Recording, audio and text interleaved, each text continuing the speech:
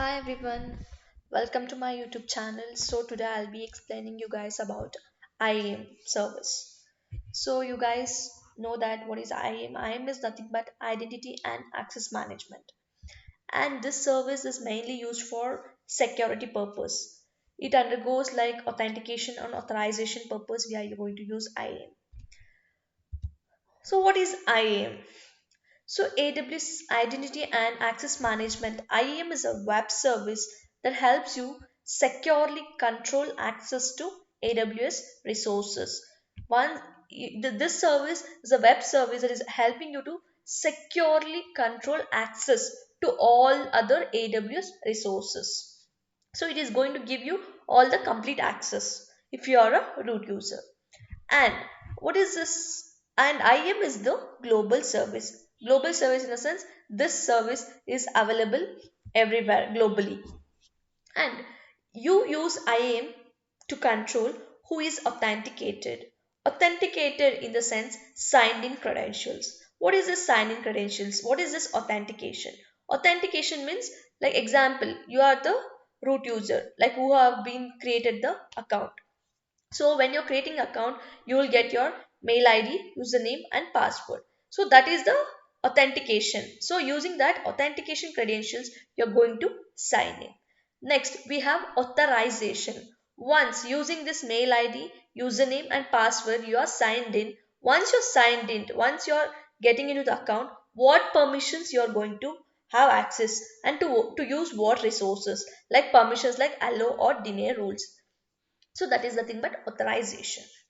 So next, what is this root user? Next we have root user. When you create an AWS account, you begin with sign in identity that has complete access to all AWS resources and services in the account. This identifier is called AWS account or root user account. See example, you log into AWS free tier account and you create a AWS free tier account. So once you create the AWS free tier account, you have like your you will be the root user, like you have created using your mail ID and your password and yeah, all these things. So once you are logging in, you have complete credentials to access all the resources. So that will be the root user. Root user is like a admin owner. He is having all the credentials in the all the credentials and he has complete access to access. That is nothing but root user. So next, what is the features? What are the features of IAM? So first it is we have first feature as shared access to your AWS account. So you can grant other people permission to administrator and use resources in your account without having to share your password or access key. So you can share access to your AWS account without sharing any kind of password or access key by creating him like creating a IAM user. You are the root user, you have complete credentials, but in your account you can create IAM users, like different users for different fields, and you can give different permissions. Like next we have granular permissions. So you can grant different permissions to different people or different resources. Like as I told, how granular permission will come. Root user has complete access, but this granular permission where this root user is going to create different IAM users, and each IAM users will have different permissions to different people for different resources. For example, you might allow some users complete access to Amazon Compute Cloud, and to some other user you give access to Amazon Simple Storage, and some other user you are going to create Amazon DynamoDB, Amazon Redshift and other AWS services. So you're going to grant different people different permissions. So next, third feature is multi-factor authentication. So you can add two-factor authentication to your account and two individual users for extra security purpose. So you're creating IAM user, so we can add some authentication to your account and to individual users for extra security.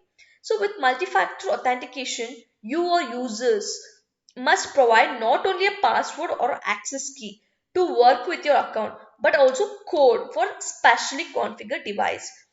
So example you take, once you're getting login into your Google, you're putting your Gmail account and its password. You're going to get a multi-factor authentication, like you're going to get in the Gmail and you're going to get in your SMS also. That is nothing but multi-factor authentication.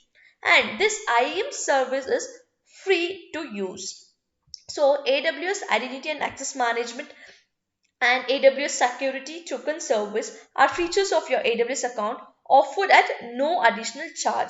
This is free of cost. You can use you if you're not deleting any users or nothing, it is not going to cost you. It is free of cost. Next, what are the methods to access IAM? So first method to access IAM is AWS Management Console. In a CLI, we can console, and like whatever free tier we are getting, that is nothing but AWS Management Console. And second method we can access to AWS command line tools. We can access it to command lines as well. Next, what are the components of IAM? So for components list, first as I told IAM users, then I was telling our next thing we'll be discussing about user groups, and third thing is the policies, and fourth feature is component is roles. So today I'll be explaining you guys about users. What is this users? What are users? So IAM users, instead of sharing your root user credential, root user means you have complete access to all the resources with others. So instead of you sharing your root user credentials, like example, admin has complete access. So is a root user. So you want to create some IAM users in your organization. So instead of sharing him complete credentials, so you can create an individual IAM users with your account that is going to corresponding to users in your organization. So IAM users are not a separate accounts. They are users within your account itself. So you have created the IAM user instead of giving him credentials like root user credential. You're creating a separate usernames and giving him separate access like keys, and they are users within your account. Each user can have its own password for access to the management console. So you can also create an individual access key for each user, so that user can make programmatic requests to work with resources in your account. So next, when you create an IAM user, they can't access anything in your account until you give them permission. So you give permissions to a user by creating an identity based policy, which is a policy that is attached to a user or a group to which user belongs. So these users are going to have long term credentials. So you can see the example here.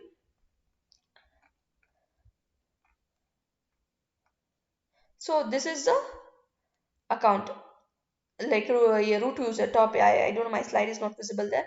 And in his root user account, he has created Lee, Matthew, DevApp1, DevApp2, and TestApp1. So in his root user, in the same account, he has created different users, and he has given different permissions. So that is nothing but users. The same account where the root user has created an IAM user to not share his root user credential. Instead, is creating each user with different names and giving them different passwords and giving them granular permissions. So now I'll be showing you guys how to create a users in an IAM.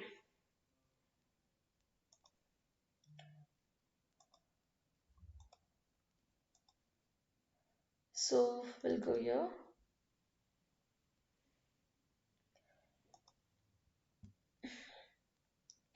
So I log into AWS free tier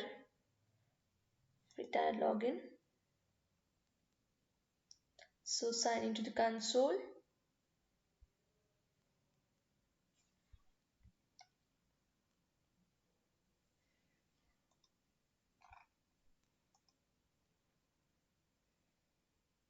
Sign in. So I'll sign in as my root user.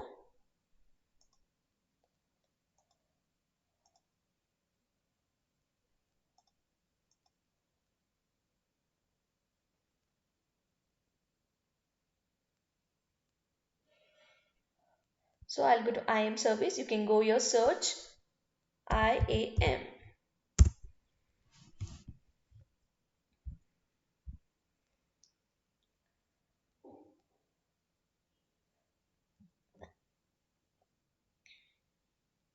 So here we have user groups, users, roles, policies. Now we are discussing about users. Go to users and I will add user. IAM user is identity with long-term credentials. Why he has long-term credentials? Just because he is having his username, his password. That's the reason he is having long-term credentials in case of users. So now get into add user. So username I will create as Rashmi. Okay. Next, this enable console access. Okay, I'll go enable console access. Then I'll create a password for Rashmi. So it will be like custom password, and I'm going to give password. Okay. Then users must create a new password next sign in. No, he should not create. If you want to give him access to create new password, you can check this or else uncheck this. Then next, then I will give this user to access only S3 service. S3 is different service. So attach S policies directly. I will give him access only to S3 full access. So I'll come here. I'll create Amazon S3 full access. Then next, so you can see the tags is optional. If you want, you can give tags or key value page. You can add to AWS resources to help. It is going to help you to identify, organize, or search for resources. Choose any tags you want to associate with user. That is optional. So now I'll go create user. So user is getting created. So this is a console link signing in URL. You can copy this link and share, or you can give the username as like you can share these credential to the person Rashmi and console password whatever here you can share to the particular user. Now I will go return to the user list. So now I can see your Rashmi.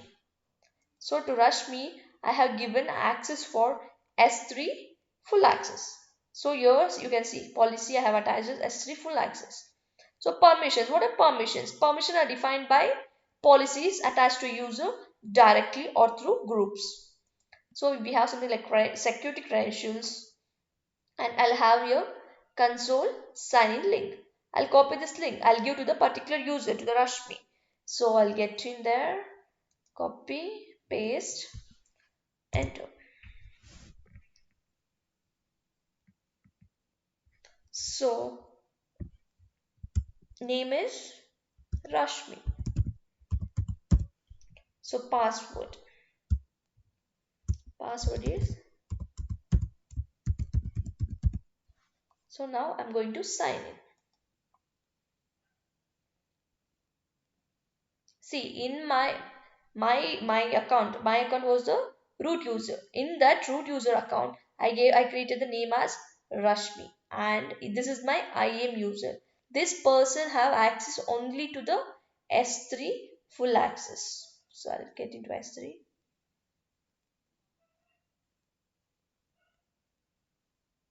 See, he is having access. So he can go create bucket, delete bucket, create all other things. He has permission to everything. But I'll go to some other service like VPC.